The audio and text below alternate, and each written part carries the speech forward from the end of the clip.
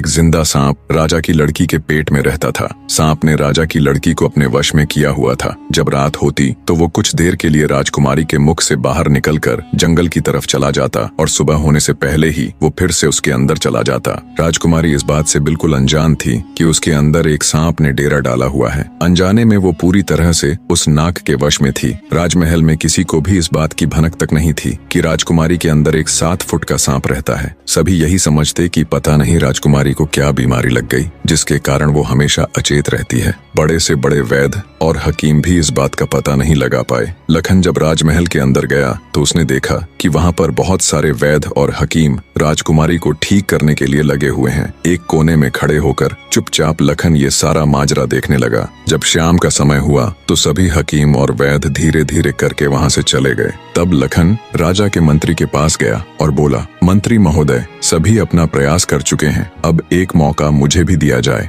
लखन की बात सुन मंत्री उसे अपने साथ ले राजा के पास जाता है और लखन का प्रस्ताव राजा के सामने रखता है। बेचारा हर तरफ से निराश हो चुका राजा एक बार अनमने ढंग से लखन की तरफ देखता है, फिर दुखी मन से कहता है, बताओ तुम मेरी बेटी का इलाज किस प्रकार करोगे। लखन राजा को प्रणाम कर बोला, महाराज, मुझे एक रात अपनी बेटी के साथ ठहरने की इजाजत दीजिए, तभी मैं किसी नतीजे पर पहुंच सकूंगा। एक बात और महाराज, मैं बिल्कुल एकांत में राजकुमारी के साथ रहना चाहता हूँ, तभी मैं अच्छे से ध्यान लगाकर राजकुमारी जी की बीमारी का पता लगा पाऊंगा। लखन की आत्मविश्वास भरी बातों से राजा के मन में हल्की सी उम्मीद जागी। उसने लखन को रात में राजकुमारी के साथ एकांत में रुकने की इजाजत दे दी। राजा की इजाजत मिलते ही लखन राजकुमारी के कक्ष में गया और उससे कुछ दूर एकदम चुपचाप बैठकर उसे देखने लगा। जैसे ही रात के 12 बजे का समय हुआ तो अचेत अवस्था में पड़ी हुई राजकुमारी के मुंह से सांप बाहर निकला और महल के परिसर से होता हुआ जंगल की ओर चला गया। ये सब देख लखन दंग रह गया। वो बिना कुछ हरकत किए चुपचाप वहीं बैठा रहा। जब रात का आखिरी पहर खत्म होने को आया तब वो सांप वापस लौटा और राजकुमारी चंद्रकला के मुख से होता हुआ पूरा उसके अंदर समा गया। दम साधे लखन ये सारा माजरा देखता रहा। सारा माजरा देख उसे समझते देर न लगी